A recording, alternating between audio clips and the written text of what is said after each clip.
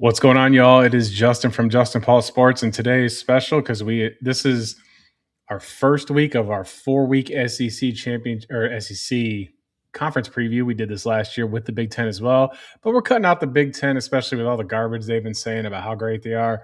When Cignetti thinks he's badass, and let's just be real, he absolutely canceled that game with Notre Dame. So your off season or your out of conference is pretty weak. So I'm not going to put up with that nonsense and give you the props that you deserve. I don't even care that you've won the 3 national championships recently. One of them super tainted with Michigan. We all know how much of a bunch of malarkey that was. But we are going to go ahead and get started. So let's just go ahead and get this thing rolling. Hang on one second here. We are just want to see what's going on. I'm having issues with one of my streams here. Hang on just a moment. One of my destinations isn't working out correctly. Guess it's not going to be there. With that being said, let me bring on my co-host with the most, ladies and gentlemen. It is Bobby from Bobby's Big Board. Bobby, what's going on? What's going on, guys? Excited to talk about SEC football as always. Got some really killer guys in terms of fantasy upside on a lot of these teams. It's kind of hard to pick the spotlight player for these teams. The 4 teams we're going over: LSU, Ole Miss, South Carolina, and Mississippi State, which is my favorite team in college football, unfortunately. But we're on the up and up, man. I think we got some building that we can do. So yeah, I'm just super excited to go over it, man. There's one particular guy I'm really excited to talk about. The trajectory of college football has changed so much since they've started the 4-team playoff, and then after that, they decided to go ahead and say, "Hey, we're going to expand the playoff to 12. We're going to have NIL. We're going to have all this and that." And you know what? I'm not opposed to the NIL. I'm not. But there has to be some kind of competitive balance, or you're going to have a situation like they got in Major League Baseball, but it's different because college isn't professional. So there's no union. There's no rules. It's just really the Wild West out there with who has the most money is going to survive. But what we're going to see here is a spiraling debt that's going to happen to some of these schools to try and keep up competitively, and they're not going to be able to. I think that we're going to see some teams are really going to have to stick it out with conferences that they don't want to be in order to get the proper compensation packages. You're going to see bigger teams carrying smaller teams revenue-wise, like I think you'll see like Major League Baseball does, where they penalize the Dodgers all that luxury tax for being that far over a certain amount. And the Dodgers, floor is basically paying for is more than like 6 or 7 teams' payrolls combined, including the St. Louis Cardinals. Kind of crazy stuff. Yeah.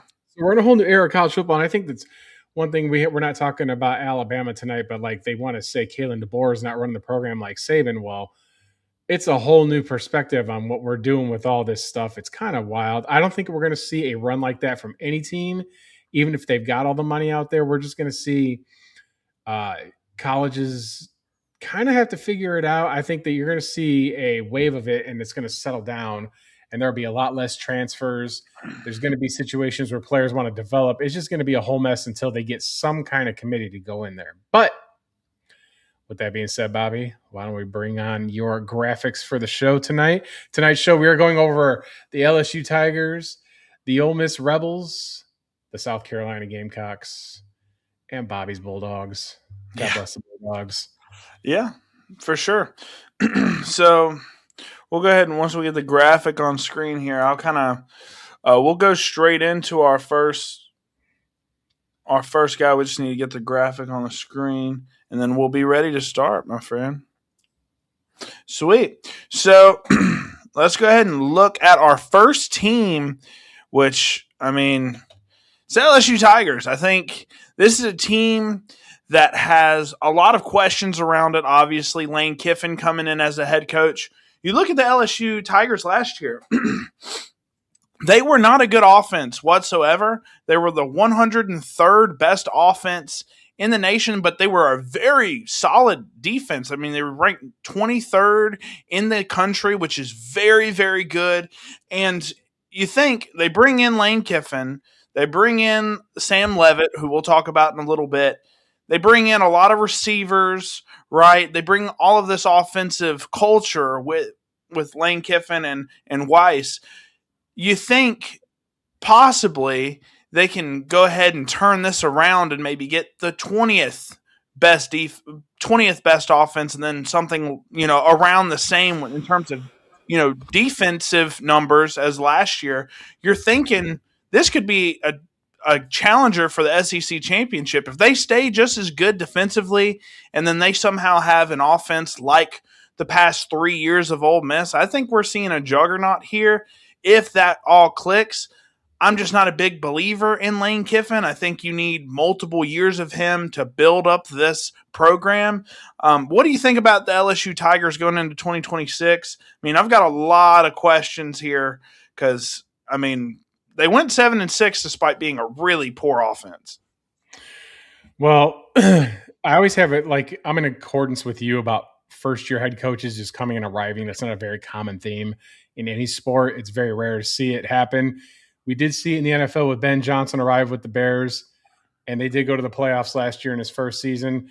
I think you got more of a probability to do that in the NFL because you're able to have players on your roster for contracts and things along that sort. So your roster change isn't super evasive like it is when it comes to college football.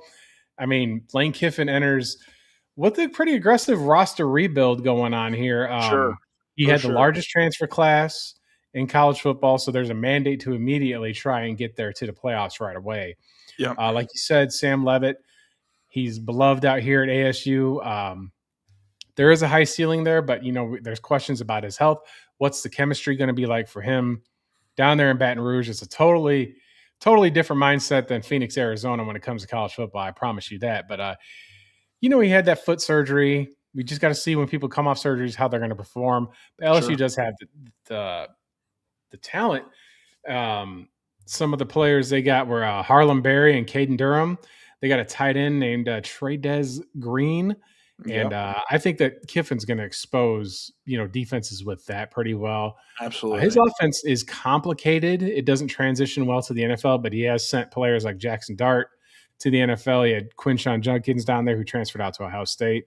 You mentioned the defense. Princeville Umamilan, I think is how you say his name. TJ Dottery, Whit Weeks. They're deeper at linebacker this year than we normally see, so there is a ceiling there. Last year they were kind of inconsistent in football defensively, and it's always been kind of their Achilles heel lately. We haven't seen them be like a dominant defensive football team in some time. And then we're going to see. We're going to see what LSU's all about. There's a lot of hype going on there. Like I said, it's all wait and see for me. Like you said, you got the scoring offense last year in the hundreds. Total offense was one of the worst. Brian Kelly isn't exactly great. For sure. I mean, I don't want to say that he's a bad coach either. I just want to say something more so along the lines of he's just not the right fit. Yeah. So do you have more slides on this, or is this? Yeah. So the structure, we're going to have this, and then we go into their offensive outlook. So we get some new additions. You got Sam Levitt, Jace Brown from K-State, which I think might be one of the better wide receiver additions that they got. They got Jackson Harris from Hawaii, who's a big speedster. But you obviously, like you said, Caden Durham. They got Harlem Berry as well, who, they kind of split the backfield last year. Trades Green, which we'll talk more in depth about. No spoilers. But, they did lose two of their best receivers last year to the NFL draft. Garrett Nussmeier, who played hurt mostly last year. I don't think he was much of a difference maker, in my opinion, even when he was healthy. And obviously Sam Levitt. My question to you, so they've got basically a brand new receiving core, all new transfers, all young guys. And then you got Sam Levitt coming in here, he's been throwing to the similar bunch of guys in, Jordan Tyson, who just went to the NFL, top 5 pick. Do you think with Sam Levitt, this is my thought, if Sam Levitt comes in, he has basically no chemistry. He's coming off an injury. He has little to no in-game chemistry with any of these receivers. I think there's probably going to be some rust and kind of a learning curve with all of these receivers and the connection with their quarterback. Well, they're going to have to get ready real quick because they open the season against Clemson. Yeah. And, they don't have the Indiana schedule to start the season, right? Yeah. So there's not going to be a whole lot of time. Everything's going to be done in camp. There is a benefit of him being a veteran quarterback, so this isn't like he's going completely, in blindfolded to a situation with this team. But there is a step up in competition here, like I said, compared to the Big 12.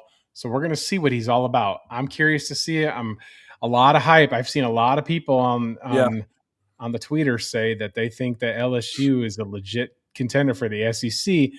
I'm not buying it in year one. Me neither. I'm pretty adamant about being realistic with college football rosters and coaching and things along that sort. So I don't think they're a college football playoff team this year. I do see a New Year's Day Bowl. I could see him in the Gator Bowl. I could see him, doing any of those non-playoff bowls per se. Last year they were in the Texas Bowl, and still a year away. Everybody says that they're going to beat Alabama. I'm not so certain. Again, that's just because Kalen DeBoer is in his third year there, and kind of developed that roster into what he was doing. Now, if Lane Kiffin had stayed at Ole Miss, I think there'd be a whole different ball game. But for some reason, I think this is going to be the biggest coaching regret of his career. Personally, I know you've got way better. You got a substantially better donor base in LSU, and you've got a more of a winning football tradition there than you do down in Oxford. But also that amps up the pressure, and he's a different cat when it comes to his personality, and he's goofing off on Twitter, and he's messing around with the gals on college. Like, we're going to see. It's a complete transition from square Brian Kelly.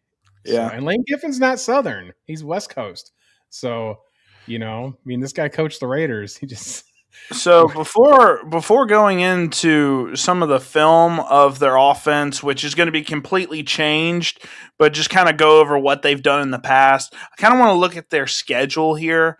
So, you've got Clemson opening up the year. They've lost a ton of talent to the NFL draft. Cade Klubnik's no longer there.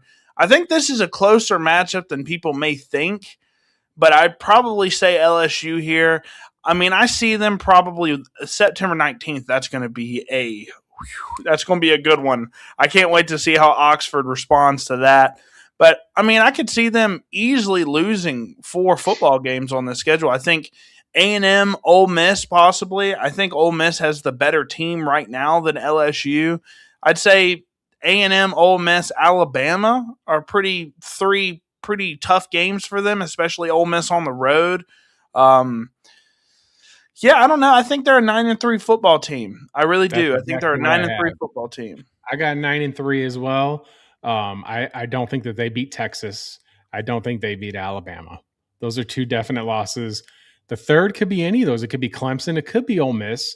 We're going to see. Like, everybody loves the storyline there. It's kind of fun that it's going to be, it's still warm in Mississippi in mid-September for sure. So weather won't be a factor there. But I expect the Grove to be drunk at 6 a.m. Like, I expect a 6 a.m. barn burner. I don't care that. Yeah, there's a reason for that. It's absolutely that's insanity. It's part of why you watch football. It's part of why you watch sport. It's a storyline, man. Yeah, he's going on the road to Oxford. On the road to the school that, the way he stumbled out of there is, I think, what the problem was. We knew that was going to happen. That's just kind of his MO as a coach, I think.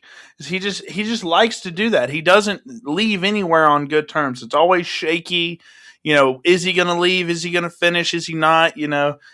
I don't like him as a person. He's a very good offensive coach, but man, I wouldn't like him to be State's head coach, like, even if he's good. But let's go ahead and look at some film here. So LSU kind of runs a spread offense, dink and dunk type stuff. You see that here, just a quick out route. You got the out route. Whoops. Just got an out route from a tight end here, right? Just nothing crazy. Quick passes. I think this changes to more of an RPO type of style, a lot more screens and things like that. I think that's what you're going to expect more from LSU this year, especially when you have someone that's not a statue like Garrett Nussmeier was. No offense, but he was a prototypical pocket quarterback. If you wanted him to move at all, that was not happening. Sam Levitt is the opposite of that, true dual threat quarterback. So I think you're going to see a lot is going to be a similar looking offense to a 2024 Ole Miss when they had Jackson Dart there. But I just don't know if it's going to flow that well because they had a lot of guys with a lot of experience in that system. With all these new guys coming in, I just don't know how it's going to translate immediately. So anything else you want to add to LSU before we move to our spotlight player? Because this guy that we're about to look at is fun. Let's take a look. Yeah, okay, well, let's go ahead and look at the spotlight player. You already mentioned him. He's on this graphic. Whoa, wait a second. Wait a moment. I messed up something. Let me check. We're seeing Bobby's desktop. He plays League of Legends, folks. Yeah. Why is that like that? What'd you do? In the meantime, while Bobby's looking that up, I'm going to run a quick promo here. So, folks, my CFL package is up. Tomorrow. It will be live for the weekend. I will have everything going on. So here's just a quick little generation for you to take. We are playing Montreal in Montreal. Right. We are playing on the road. We are playing in a dome. We are playing in front of 65,000 screaming fans. Okay. Man, we got them right where we want them.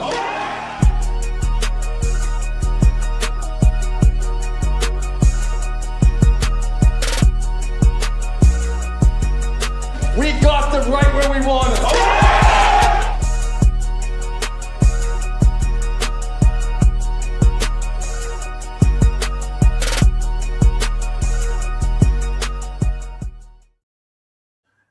Guys, right.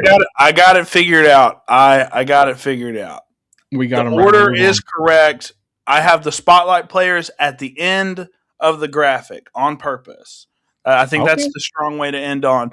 But we'll go ahead and move into Mississippi State. So if you guys want to stay tuned for the spotlight players and talk about all things fantasy, if you guys are dynasty players or even Devy players, like guys that are actually doing fantasy football in college, if you're that much of a sicko, this is some stuff that you may want to look at.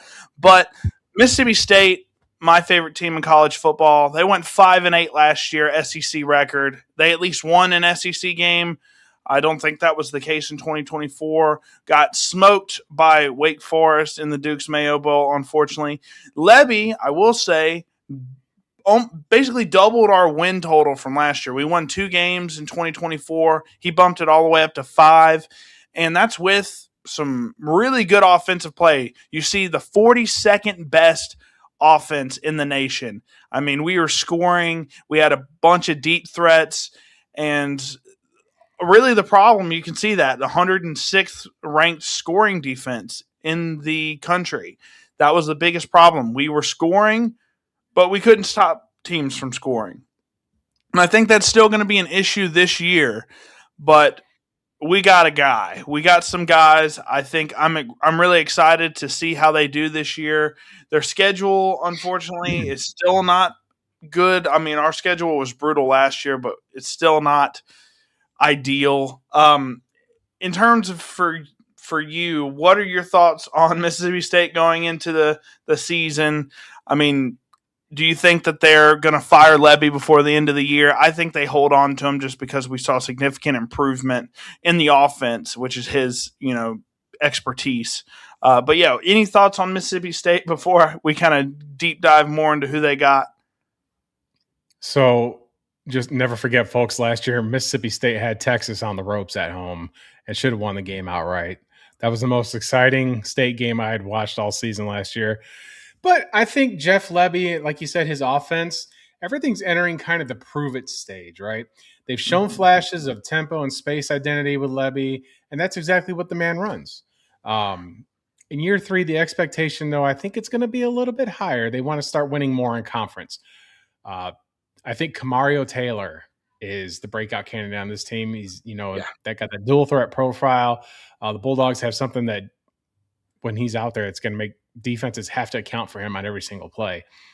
Rushing production, red zone value, offensive ceiling goes up with him out there.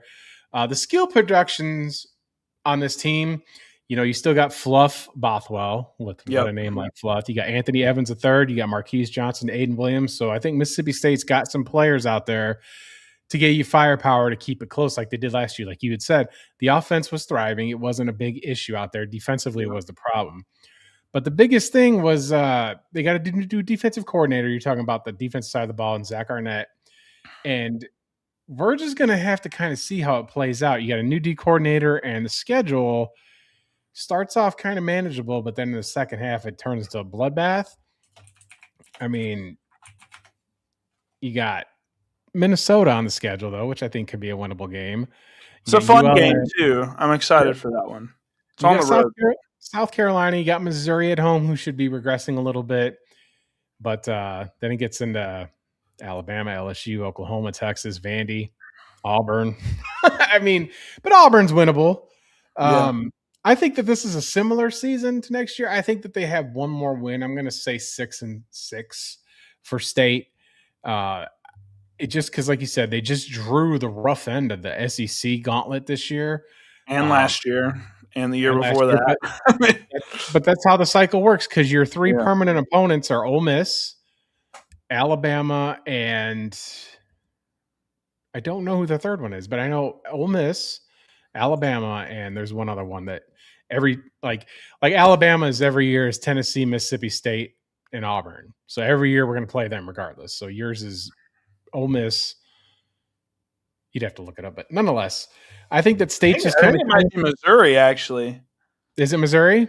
Yeah, I believe so, because it's not Arkansas. We played them the past 2 years. So yeah, I think it's Missouri, Alabama, and but Bama and for those that are watching, Tuscaloosa and Starkville are not even 90 miles apart. So it makes sense they play. They've been playing forever since the dawn of time.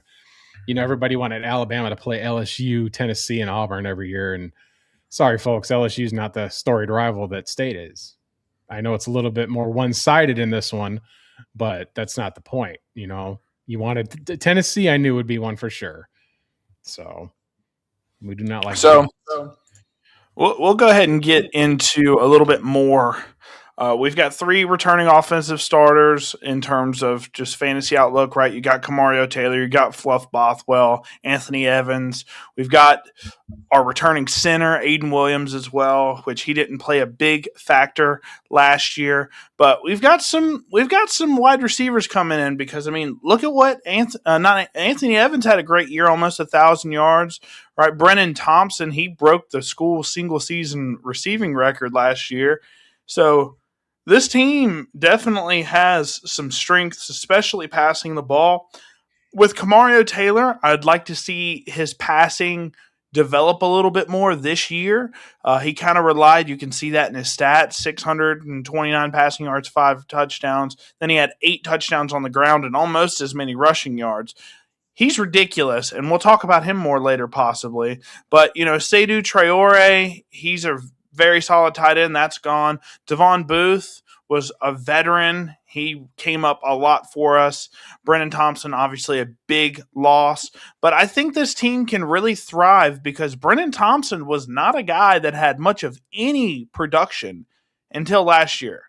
He had no production on any of his teams. I think he was a Georgia guy, I believe. And then he came to Mississippi State and broke the school record. So we're trying to find talent that other teams just aren't utilizing, and that's kind of how you win in this era of football if you don't have a ton of NIL money. So just a couple things I want to talk about. You talk about the SEC losses and how we need to improve in the conference, and they're really close.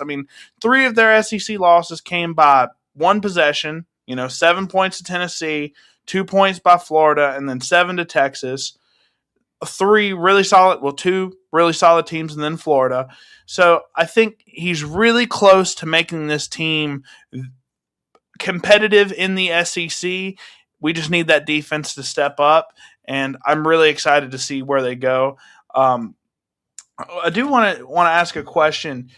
Do you think that Anthony Evans can be a 1,000-yard receiver since Brennan Thompson's not drawing the coverage as a deep threat?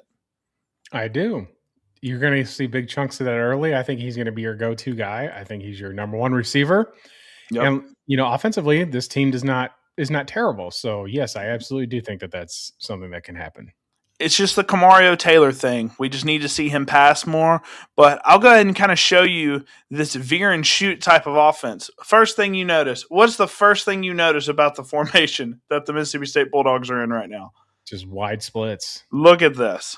They've got sideline to sideline here.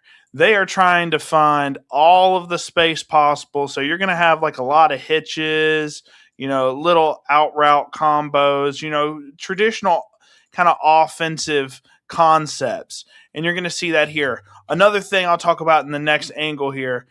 This is just, look, 5-6 yards. Kill you underneath, and then play action, throw a bomb. That's the whole offense, basically. And you're going to see this exact sequence every single time. Blake Shapen, not a big Blake Shapen fan. Thank you for giving your blood, sweat, and tears to the Mississippi State Bulldogs. Not a good quarterback. He put up good stats. He was not a good quarterback, in my opinion. But you're going to see this read option look always. That's basically every play for the most part, unless you're in shotgun, single, no back in the backfield. Empty. You're going to see this read option look every single time. And when you have a guy like Camario Taylor, that read option is going to be there a ton. So you've got this play action concept always. They play off the inside zone a ton, and they play power with it as well. That's basically the whole offense in a nutshell. You just kill them underneath, play action, bomb, and you run the ball some, not a lot, and use that read option concept to your advantage. And that's, simple, but man, it works because you have the teams, they have to play one level of the field. We're not really over the middle of the field. You got to play short or you got to play far back. There's no in between. It kind of puts defenses in a bind with how you play state. Yeah, that's what Josh Heupel does in Tennessee with those super obnoxious wide splits. And if you're realistic, it's a running formation first because you've got so many players spread out. All you got to do is look at the defensive front first and decide what you're going to do. Like you said, if you want to do an RPO, I'm not the biggest fan of an RPO offense. I'm not. It's something about it, I think, that's really hyper simplified, and I know it works, and there's no way to really stop it. But when you do wide splits like that, you also restrict what your wide receivers can do as far as what their routes are. When you're hugging the sidelines like that, you can only go deeper in. And if you just get checked at the line of scrimmage by a defensive back, and if he shoves you hard enough, you can go out of bounds and then you're out of the play. So there's risk reward with that kind of offense. I think that should be a formation that should be used in certain situations. My personal take on that, I'm more of a fan of pro style when it comes to offense and, even things like with Navy with their wishbones and certain things. But like when it comes to super wide splits all the time, that's your primary look. It's not my favorite personally, but it does work for some teams. Yep. And maybe that explains why they scored so much, Tennessee, what's his name? Their quarterback escapes me off the top of my head, but he led the league SEC in passing last year. Yep. So it does. Yeah, it's a gaudy offense that can do a lot of really good things, can stall out a lot of drives as well. But next, we're going to talk about a team that we both kind of like, but they just had a really tough go last year. Is the South Carolina Gamecocks. They went 4-8. 1-7 SEC record, but I don't think the record really tells the talent. Yes, they had some offensive struggles, but their defense was really good. This is a great stat here. The Gamecocks were either winning or within one score entering the fourth quarter in 10 of their 12 games last year. They just could not finish games whatsoever. They led Alabama late, 29-22. Then they led Texas A&M like 30-3 at halftime, and then they lost that game as well. So just a really hard time, just not a second half football team whatsoever. I think they got a ton of talent. We were excited about South Carolina last year during our previews, and they just unfortunately just couldn't really win these close games, just kind of like how State was, but way worse.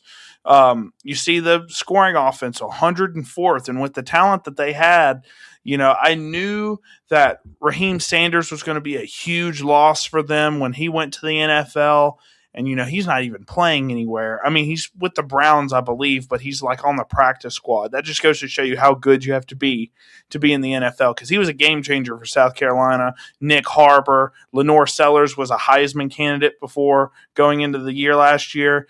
But the defense has been great, 44th best scoring defense.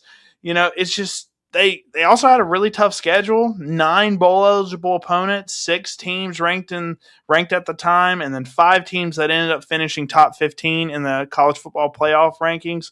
So there's a lot to like about this team, and I think the schedule was a big part of that, and they stayed competitive a good bit of the year. So what do you think about the Gamecocks going into 2026? Well, when we're talking about South Carolina, the first thing I got to do is give a shout out to our boy Steven Garcia, who joined us last year. I want to give him a shout out because he did announce that he has stage 4 cancer and is fighting this. So we support you, Steve. I mean, you graciously joined our show last year, and we're pulling for you, buddy. We want you to pull through. Anybody that's got that, it's a horrible, horrible thing to deal with. And, he's younger than I am. And it's just, crazy how life works that way. But, yeah, we want to give it up for Garcia for sure. And we're pulling for him and pray for him. Just hang in there, buddy. But we're going to turn it up a little bit. Let's talk about the Gamecocks. Well, Beamer, like you said, he had a 2025 for the ages. But he did bring in Kendall Briles to run the offense now. Yeah. They got a new offensive line coach with Randy Clements. And we got a new running backs coach. So the entire offensive scheme is going to be looking a lot different than it did last year. Absolutely. Everything is going to go through Lenore Sellers, right? He's got the arm talent. He's got the size. But last year, what their biggest problem was third down protection. That dude was taking sacks, negative plays, throwing it away, things along that sort. So it's going to be critical to see what the offensive line does.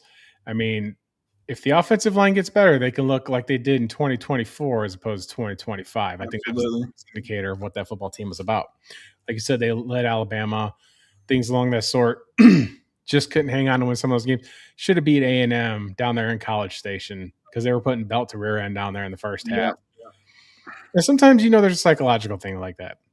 Yeah. And like you talked about receiver, like you said, Nick Harbor, he's an overall 99 speed on the college football game for those that like to play that. And remember, they got Nitro Tuggle, the Georgia transfer. They got DJ Black. They got Donovan Murph. So they've got guys around there that'll show that they, a little bit of some seasoning going on with the Gamecocks offense. Mm-hmm. Talent's going to be fine. I think this can be a 7-5 football team. Maybe 6-6, maybe 8-4. I don't see anything elite to where they're going to do a playoff push. I don't think they're going to contend for the SEC championship. But nonetheless, it should be. It just depends on how everything plays out with the offensive front, and everything on this team is going to go through Lenore Sellers. I mean, looking at their schedule, they start with Kent State and Towson, and then State, that could very easily be a 3-0 start. Obviously, they have Alabama at Tuscaloosa. Then you play Kentucky, Florida, Tennessee, Oklahoma, A&M, Arkansas, Georgia, and then they finish the year at Clemson. I mean, I'm leaning more towards 8-4 this year. One thing I do want to note, Briles coming in, I thought that was a fantastic hire because he was killing it at TCU. Past 3 years when he's been on the TCU program, he's never averaged below 30 points per game, and he ranked 11th, 31st, and 30th nationally in total offense. So this guy really knows how to understand how to use offensive talent, and I think South Carolina's got a lot of that. Like you said, there's a ton of names that we can talk about, and we'll talk about them right now. You got Nitro Tuggle from Purdue. You've got Christian Clark, Texas, DJ Black, Jabri Coleman. A lot of guys that have a lot of starter potential. You've got some standouts like DJ Black that's been killing it in spring, and then you have Nick Harbor, Jaden Sellers, returning offensive lineman, Lenore Sellers, who, in my opinion, has a ton of upside. Obviously, you've got a couple of guys, a lot of offensive linemen departed. I don't think that's because they didn't want to be there. I think that was more so people saying, hey, the offensive line was terrible last year. We're bringing in new guys. If you want to start elsewhere, you probably need to go. So, Yeah, I think there's a lot of talent to be had here. I'm excited to see what Lenore's can do with some good protection. And obviously, Nick Harbor, 618 yards and 6 touchdowns, led the team in both of those categories in only 30 receptions. You see that? None of these guys really had a ton of receptions. Lenore's wasn't really throwing the ball that much because of the protection issues. So Yeah. I'm really excited to see what this team does. I think they're an exciting football team. I think they got a lot of really flashy players, and obviously Nick Harbor is ridiculous in terms of his size speed combo, and he really started to kind of come out a little bit last year. He has some hand inconsistencies, but once he gets that under control, I think this guy could be an absolute monster. Sure. It's got to get together. He's a burner.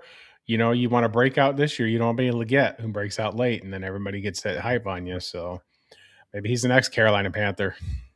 Maybe so. I hated that for Chris Brazell. I loved his tape, but we'll go ahead and look. This is kind of a stereotypical pro-style offense in a lot of ways, but I kind of want to highlight this play because you see they do like to run a decent amount, and they like to have their fullback, or in this case it's a tight end, kind of lead block. But in this case, you're not going to get that. You've got this play action, and then who's your guy? Nick Harbor here, who I thought they were going to run a lot more traditionally as like an X receiver where they're just throwing him fades down the stretch. He's actually running routes now. That's why I picked this play to kind of highlight, because he's actually running a slant here and actually gets some separation. Not the best slant route, I'm not going to lie, but it's something, you know. Yeah. And guys aren't expecting him to do that because he's just so green at the position. And I think they're going to utilize him a lot more this season. I'm really excited to see what they do with Nick Harbor. I mean, I wouldn't be surprised if he's one of the names people are talking about in the NFL drafts space come the end of the year. Yeah, for sure. It's going to be interesting to see what they do. Like I said, I think 7-5, maybe 8 wins, like you say, but I don't think they're a top tier SEC team this year. Yeah, it's just the schedule is a little bit weak. Obviously, they play Alabama, Oklahoma. We'll see how they do. They're kind of hit or miss. That's a good matchup because you're going to have Oklahoma's strength is their defense, and South Carolina's strength is going to be offense, and that offensive line will really get a test. I think you get a real indicator of how they are as a football team when those two play for sure. Well, let's go ahead and talk about our last team before we get into the highlight players. We're going to talk about Ole Miss. And I think out of the 4 teams, they're easily the most accomplished in terms of last year, right? They finished 13-2. They went to the college football playoff semifinal where they lost. Pretty close game, but you know, they were there. Pete Golding, I know you have your quarrels with him, but hey, look, he won some playoff games and beat Georgia. They beat Georgia. Looked pretty good doing it too. And the offense didn't really teeter off without Kiffin there. But overall, with that Lane Kiffin offense, 10th scoring offense, 2nd in total offense, and this has kind of been the theme for Ole Miss over the past few years. They are a very strong offensive team, and defensive-wise, they were very good as well, 37th ranked scoring defense. I mean, this is crazy. 489 yards per game. I think the only offense that was better than that was North Texas last year, I believe. So those guys were out of control. They were out of control. I mean, they were out of control. Out of their minds last year. It was pretty unique. I love to see that for the smaller schools, like when you got some kind of something like that to keep your eyes peeled on it. It's always good to see those group of 5 teams do stuff like that. That's fun. Makes the game fun. Football's supposed to be fun. Absolutely. And Ole Miss offense, you know, has been fun prior under Lane Kiffin and the entire storylines there. But Trinidad Chambliss, he's going to come back after his breakout season last year. So, you know, that's what you want. Your quarterback's coming back. That's the anchor of your offense. He's got the playoff experience. They beat Gunnar Stockton in Georgia in the bowl game last year. They nearly beat Miami in the semifinal game. I mean, it came down to make Carson Beck making the last play of the game is essentially what happened. Ole Miss, though, we're going to see what they're doing at wide receiver because it kind of, you know, they're going on transfers. They got Jonte Cook and Deuce Alexander, and we're going to see what that chemistry is like with Trinidad Chambliss. Yeah. And they got a new offensive coordinator. John David Baker is going to be taking over since Golding's going to, he's a defensive coach. Although that remains to be seen how I feel about his defense, but we all know how it is. But the schedule for them, they play Louisville in week 1 and a neutral site game in Nashville. Then they got LSU right away. Then they go on the road to Florida, Vandy, Texas, Oklahoma, and State. Home games against Missouri, Auburn, and Georgia. So we're going to see here. I think this is a 9-win football team. There's a little bit of a regression there. If they beat LSU and Georgia, I think they'll definitely get in the college football playoff. I think those are the two that would really kind of stand in their way. Yeah. The rest of the schedule is manageable, and they've got enough experience at quarterback to overcome all that. Oklahoma's on there as well. And then the Egg Bowl is always going to be something. So it's my second favorite rivalry game. After the Iron Bowl. I'll be going to that one. I'll be in Oxford for that one. After the Iron Bowl, it's the Egg Bowl. I swear to God, for me, after the Iron Bowl, it's the Egg Bowl. The Egg Bowl is way, way more exciting. And it's very competitive most years, Michigan, Ohio State. Oh, Michigan, Ohio State's so good. Nobody cared. Nobody cared until recently. Ohio State had put the belt on them for 10 years in a row. Like, get out of here with this, the game. Get out of here with it. I'm so tired of hearing Army-Navy is better than the game. But this Army-Navy is a slept-on rival that people need to respect way more. That is such a good football game. They need to open the season with that. That needs to be a week 0 non-conference game. Just have the guys. I like it. I kind of like it later on in the year just because of how beat up both teams are, because each team's just running the ball into each other's faces, and you've got a bunch of tired guys that are just out there just running into each other. It's phenomenal to watch. I love it. I'm an Army Black Knights fan, so I'm excited to see what they do this year. They've had a bunch of really depressing losses last year. Just losing just by this much to Memphis last year. Just goes to show them how good they were, even though they weren't winning a lot of football games. Do you think Ole Miss is the most complete team of the 4 that we're going over, or do you think LSU takes the cake for this?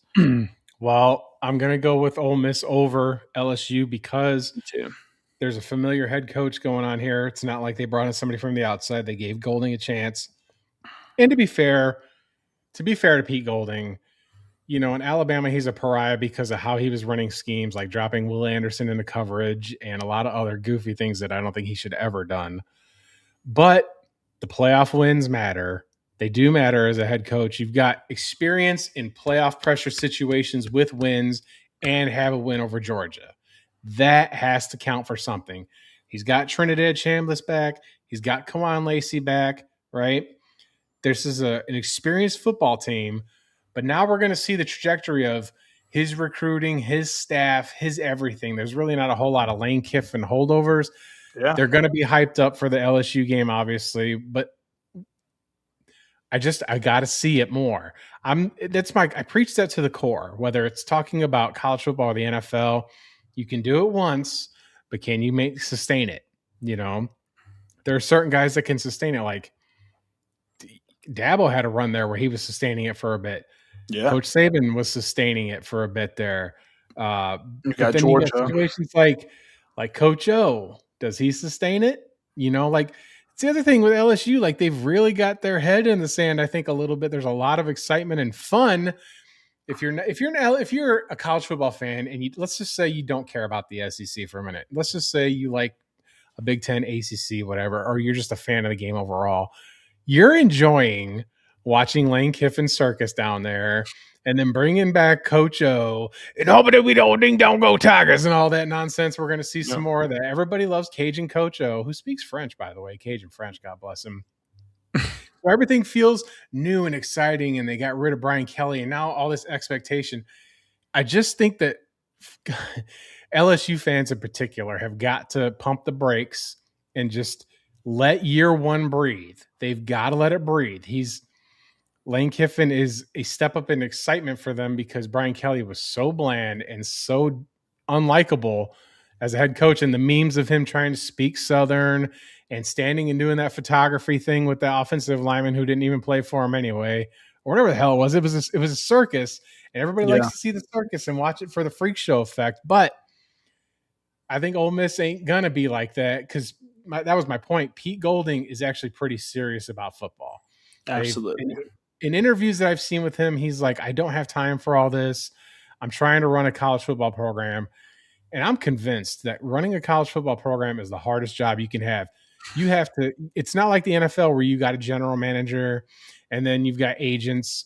And you do have those things in college now. Plus, you have to recruit. In the NFL, you don't have to recruit, you just have the draft.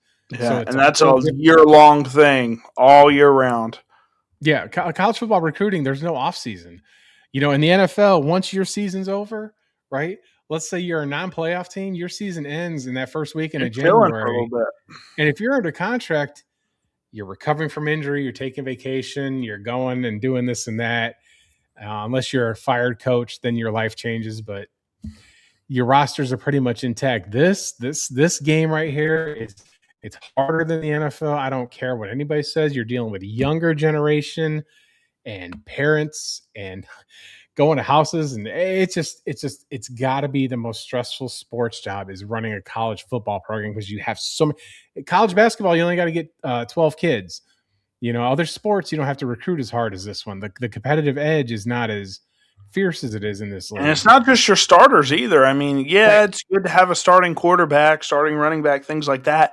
But man, you have to have depth at a lot of these positions, you know, running back specifically, your trenches, offensive and defensive line. I mean, you got to have kids that you're recruiting that you can mold into players that you want to be starters. It's just a lot that goes into it. And, you know, in the NFL, yeah, you only need a 53-man roster with, you know, a 12, 14-man practice squad. And in college, you can have upwards. I don't remember how many people you can have. 90. Isn't it 90? 90. That's insane. Yep.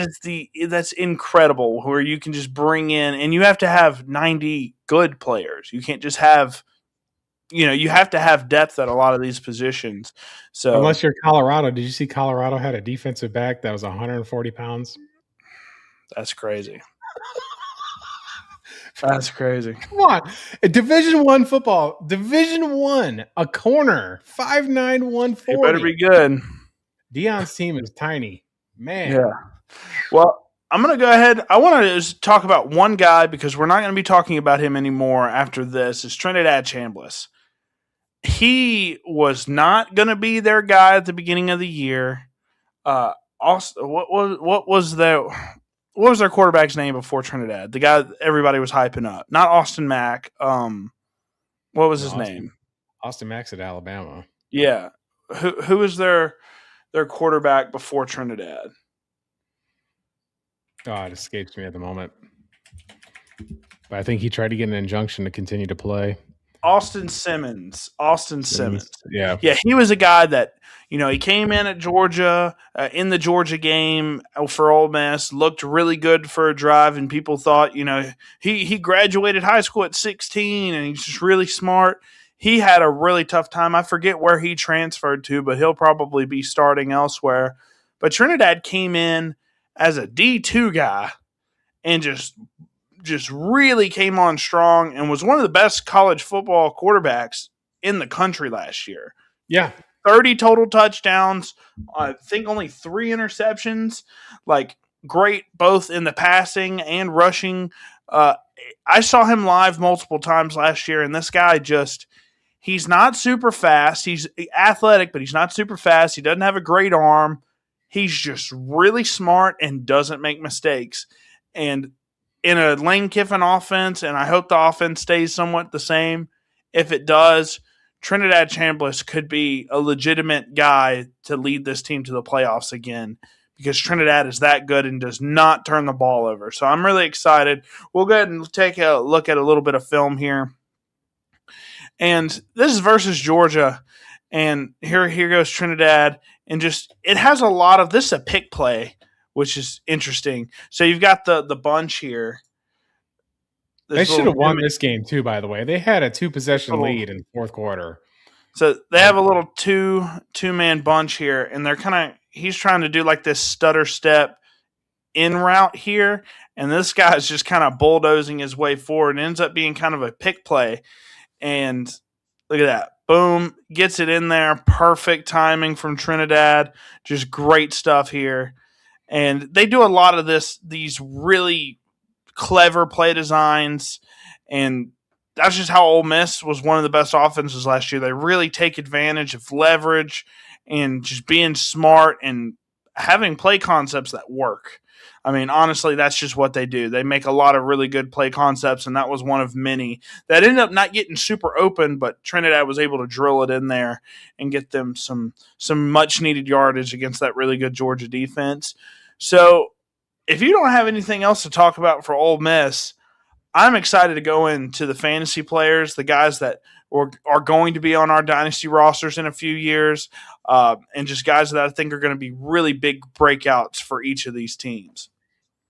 I'm just going to remove your board here for 1 second. Ladies and gentlemen, one thing that we saw on there, and one gripe that I have about college football, the only main gripe that I have is quarterbacks going up to the line of scrimmage and doing this. You are not fooling anybody. Get a cadence, learn how to play the game, learn how to manipulate the defense, because you're not going to get an offsides penalty by doing this. Aaron Rodgers used to do hard count. Find a way to give yourself a competitive advantage when you're playing this game. When you're just sitting there playing patty cake, it's insane. John Gruden is absolutely right about this. Learn a cadence, learn how to time it. I know the stadiums are loud, but it'll make you a better football team overall. It'll help your timing. Get rid of the fake clapping. Nobody buys that garbage. I'm done. I'm off my Brocker there with that one, but that's just how I feel about it. I think there's two ways to look at it. So first thing is with the clapping, it's a lot. It helps the miscommunication on the offensive side a lot more, and it just makes the offense run a lot smoothly when you have young people that don't have a lot of experience in college. I think in the NFL, obviously, you've got guys that have played in college 3-4 years. They go to the NFL. Then there's cadences that they have to learn and get used to. But I'm going to push back on this, Bobby. I'm going to say when I was in high school, I played on the defensive front. I heard cadences. Nobody did clapping when I was there. I'm not that old. I mean, I'm not talking about the defensive side. I'm talking about the offensive side of the ball, getting false starts, things like that. Whenever you're clapping, there's way less opportunities for offensive linemen to have a false start, or receivers even to have false starts. That's why I think the offensive coaching staffs promote that a lot more, because it's a lot safer. Now, though. Again, you're getting paid now. If you can't learn a cadence and we're paying you money, you need to go. It's just my take. I'm not going to dumb it down. But if it's allowed in college football, do you think if it's an easier thing to prevent false starts on the offensive side? Look, I get it. I love cadences. I love the hard counts, but you can't do hard counts and cadences like that unless everybody on the offense is on the same page and used to that type of thing. Because I'm telling you, whenever you start doing cadences and things like that and you introduce that to a college football program, there's a lot of growing and getting used to that cadence that you have to do over a summer. And some coaches are just like, we don't have time to learn this. We're trying to learn a million other things and get the offense actually running. So the clapping ends up being what a lot of teams want to go for. I know in the NFL, I don't think you can do clapping. So you played high school football, right? I did, yes. And you were a tight end, right? Yes, I played tight end and Mike linebacker. Okay.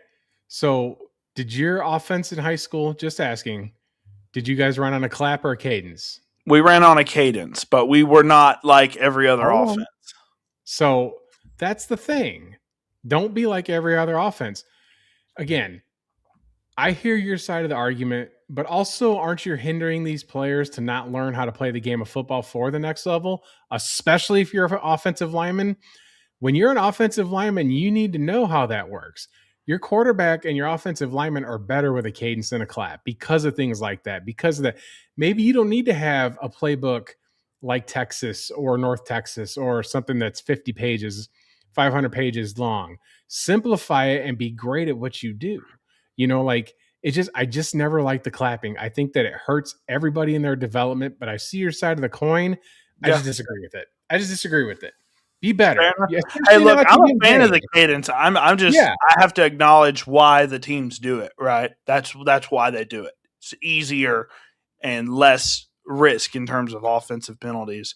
So I had one offsides penalty, and I played on a defensive tackle. There's no excuse, but I bid on a hard count against a school that wasn't very good. And believe me, the coach had my rear end when I got to the sideline for it. I had no excuse. I was just trying to make a play. We were down inside the goal line, like trying to make a play defensively, and mentally I wasn't there. So, but if there was a clap going on, I wouldn't even looked at anything else but the quarterback, just waiting for him to clap, because the fake clap fools nobody. well, On to the next. Yeah, look, we're going to go on to one of the people I'm most excited about, and it's Trades Green. I'm just going to tell you guys, this guy is 6'7", 240 pounds. He's like your height. Yes, I'm 6'6". He's taller than me and significantly more athletic than me. You can play him anywhere, in line, and I was pretty athletic in my day. This guy is a freak, and we'll show you he's a freak. You can play him in line, play him in the slot. You can split him outside. You can play him all over the field. At 6'7", 237 pounds, he is a matchup nightmare pretty much anywhere you play him. 433 yards and 7 touchdowns, despite them being a horrible offense last year. And one thing I want to note, out of his 433 yards, almost 200 of them came after the catch. That's insanity. 41% of his production came with the ball in his hands rather than making contested catches, which I will say a lot of his touchdowns came from. I'm just going to go ahead and play the tape, because the tape speaks for itself. Here he is, a play versus Clemson here. You're just going to see him on a simple drag route. Get off of me. Let me just keep fighting. He gets about 4 extra yards there. Super simple stuff here. And then you can play him out wide like they are against Clemson again here.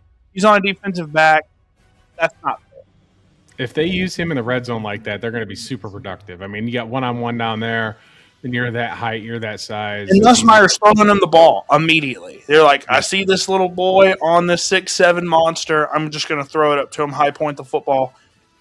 And, I mean, that's not fair. Look at 8.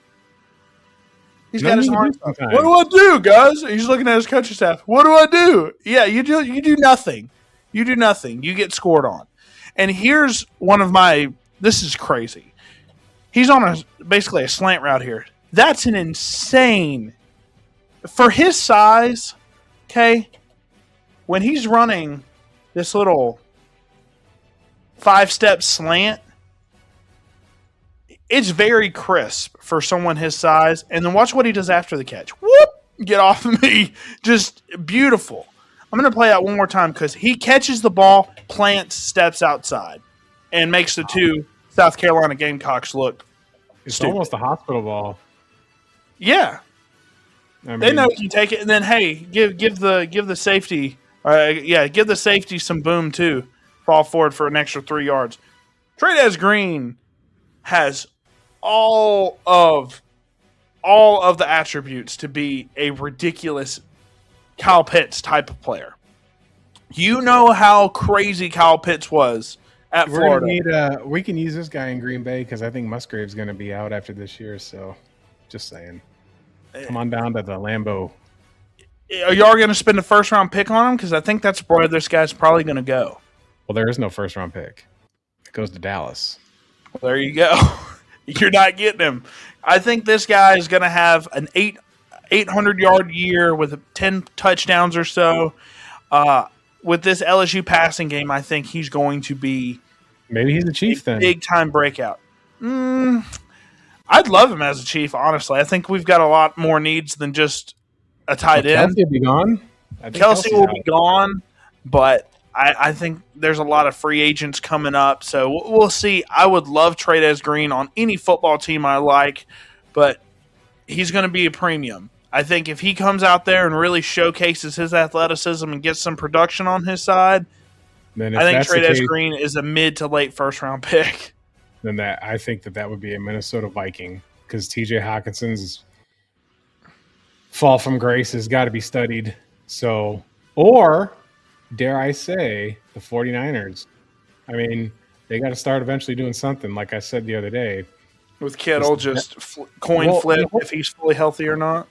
That team is just so it's aging, and you got to eventually replace players like Kittle. Yeah. Kittle, a lot of people like him. He likes pro wrestling and all that stuff. And when he's on, he's on. But the constant injuries out there, I don't know. And he can't be. He's not reliable enough. Yeah, he's great when he's on the field in both aspects of the tight end game. Great run blocker, great pass catcher. But you have 1 year where he plays 15 games, the next year he plays 4. You know, he just keeps.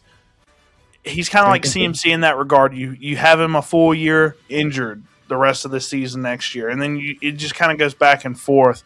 Yeah. I hope he comes back. I love me some George Kittle, but Trey Green, Mackey Award winner this year, I would assume. He's going to be an All-American, I think, and he's got all of the skills to be a future fantasy monster. But let's go ahead and talk about another guy who I've seen live multiple times, just a really good football player, really young, though, is Kamario Taylor for the Mississippi State Bulldogs. Now, you see the stats, almost as much rushing yards as passing yards, 8 rushing touchdowns. He's a dual threat playmaker. I mean, he's big. He's like 6'4", 250 pounds, gigantic guy. And he's flashed a lot in limited action. I just need him to stay healthy. We saw him play Wake Forest. He didn't really start a whole lot, but he played at Wake Forest and got banged up towards the end of the game. And he runs hard, likes contact. I compare him to a guy like Cam Newton, and that's a Heisman winner, national champion. He was ridiculous, right? First overall pick. Kamario Taylor has that type of upside. He just has to put it together with the passing and obviously the rushing. I think he's already good. We'll play some of his highlights. He's our highest rated quarterback recruit ever that we've ever gotten in program history. So there's a lot to like with this kid. He just needs to stay at State. He stayed last year, and he's going to stay this season. So we're hoping that he can continue to develop under Jeff Levy, and I think he's going to be featured in this run game a lot. Any thoughts on Kamario Taylor before I get into some of this film? Because he's got some exciting stuff I want to go over. No, let's put it out there. So you can just get to the highlights because we've already set our pieces on the players. So let's just absolutely. Well, I like to expand on them a little bit, but this is kind of you're not going to see a lot of this, unfortunately. But Blake Shapen, they did feature some 2 quarterback sets early on in the year. And here comes Kamario. I want to showcase this arm. This is Brennan Thompson, I believe, number 0. And he can throw the ball down there. He's got a killer arm. Here he is versus Florida. You're going to see this a lot with the Mississippi State Bulldogs. This is basically just a read option, keeper, power play. And he's got the contact balance to able to stay upright. And he's going to be featured. Go back to that previous play. Yeah. Look at 75. Not this one. The next one. 75 does his job right there. Like, go back to it again, or is it 76? Oh, yeah. Just hauling it the whole way, getting a push, making sure that you're getting that sidestep. That's so important. So, yeah. And, I mean, we need a little bit more on the offensive line in the trenches for sure. But here – I had to play multiple highlights from this guy. I'm really excited about him. Here's him in the running lane. He does like to run a little bit too quickly. Now, he's not super comfortable passing, especially in the SEC. He was a true freshman last year, so you gotta understand that a little bit. But he's quick to run, but once he gets going, man, he's finding the end zone. I mean, that's a great highlight. I know that's a touchdown. But he should have gave the ball right there. Because if you look on the left side, it's open.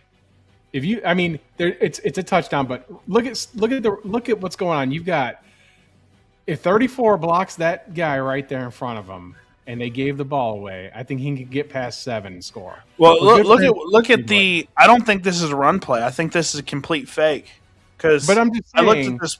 I don't think this is an RPO because watch what this guy doesn't know that Camario's keeping it, and watch his body language. He's not blocking whatsoever. He's running the route immediately. So if he gives that, 10's going to make the play. So I don't think there was ever a run option there. He had options everywhere on that play. But he wanted to run. That's my thing. 34 was open. Once he gets on that wheel route, that little Texas route, he's open. Watch. Right there, he's open. Another second. Right there. He's open. The middle of the field is open. He's got options everywhere. That's the thing with him, right? That's why he has almost as many rushing yards as passing yards, because he is quick to basically use that athleticism, because that's what's been working for him. But he needs to develop that passing game a little bit more. And I'll show you this last play. This really kind of showcases there's not a lot of passing. This is Ole Miss. I was at this game, and I was pretty close to the field on this one. But my jaw dropped to the floor when he did this. We're on like our own 45-yard line. He's running. He's a big frame. It just makes multiple people miss. They were thinking that he fumbled the ball at the goal line. He actually gets in here. That ends up being a touchdown.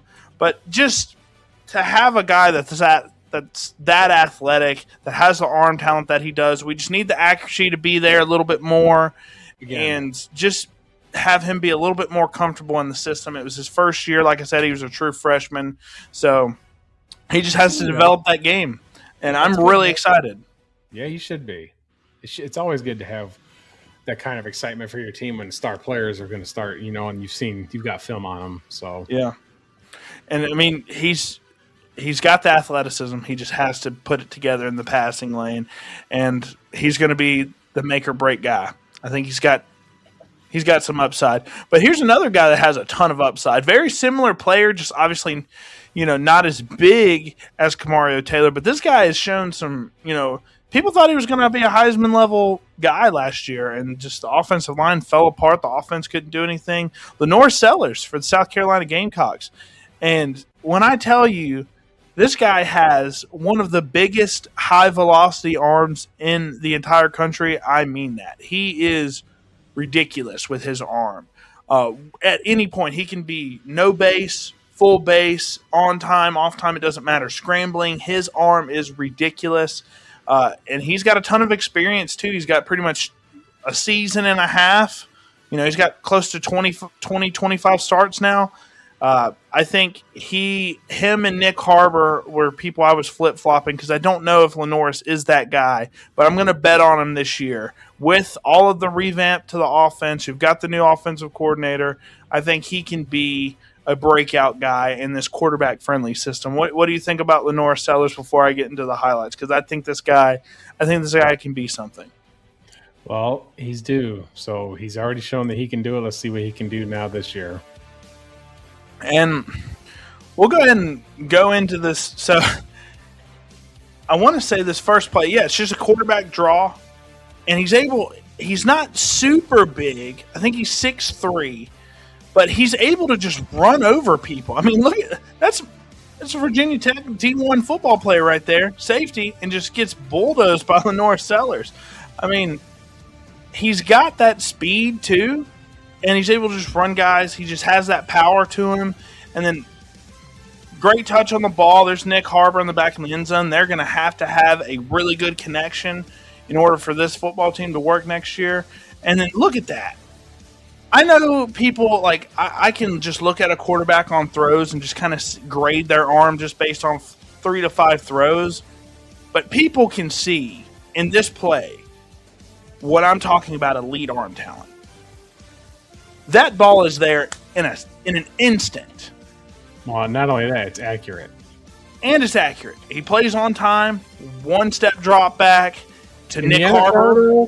In the NFL, I think that gets picked off because the closing is going to be a little bit better. I'm not taking anything away from him, but if you look at that highlight, that's nearly picked right there. Yeah, he likes to force it into tight windows. Whenever we covered him last year, I talked about that a good bit. He is not afraid to throw some crazy throws.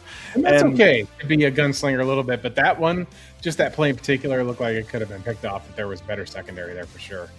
Well, I'm excited to see what he can do. We'll see. He's got the arm, he's got the legs, and I think he's got the offensive staff around him. So he has no excuses now. If he doesn't show up this year, I think he's going to be a late round guy, and he's going to be kind of like another Taylor Green. No disrespect to Taylor Green. I think Lenore's is better than Taylor Green, but that type of archetype of player kind of end up being like that type of archetype. And then last but not least, I don't know if. And this is why I picked Kawan Lacey. Trinidad Chambliss, I think, is very smart, very efficient as a passer at the collegiate level. I do not think he has the intangibles like the arm talent or the athleticism or the quick release to be a starting quarterback at the NFL level. That's just how I feel about him. Despite how good he's been at college, I just don't think he has the intangibles, and I think he's a really, really good backup that can dink and dunk across the field. I think that's what he is. But with Kawan Lacey, I mean, there's a lot to like about Kawan Lacey. He kind of broke out last year, almost 1,600 rushing yards, 24 touchdowns. Not really featured too much in terms of the receiving department, but I mean, there's a lot to like. I'm trying to find my notes on him. 20 carries a game, so true workhorse. I know they brought in a couple guys to kind of lighten that workload for him a little bit, but I mean, he scored in at least 14 of the 15 games, had a bunch of 38 runs of at least 10 or more yards, so he's got 3 of over 50, so he's got some juice to him, but he just has a nose for the end zone. He's a great goal line back. He's got some power to him, great feet. I think the biggest strength of Kawan Lacey is his feet. His footwork is out of this world. I think he's a very patient runner as well. Did you see much of Kawan Lacey last year? What are your thoughts on him coming into 2026? I'm surprised he stayed, but I respect him more for staying at Ole Miss despite his coach leaving. Well, sometimes they have their reasons. There could be NIL reasons. I mean, running backs are getting paid less than wide receivers. I mean, Zay Flowers just got a stupid pay, So, I mean, highest paid NFL receiver of all time. Jonathan Taylor, he's making more than Jonathan Taylor. So, if you're going to play running back, you can do it with instead of banging up your body in the NFL, if the money's right and it's guaranteed in college. It's not like the NFL where if you get hurt, it makes sense for some of these players to stick around, especially at this position. His draft capital will obviously fluctuate based on what kind of season he has. If he has another one like he did last year, he'll be in the first round. I think he'll be a first-round pick. Running backs aren't a dime a dozen. I don't believe in that philosophy.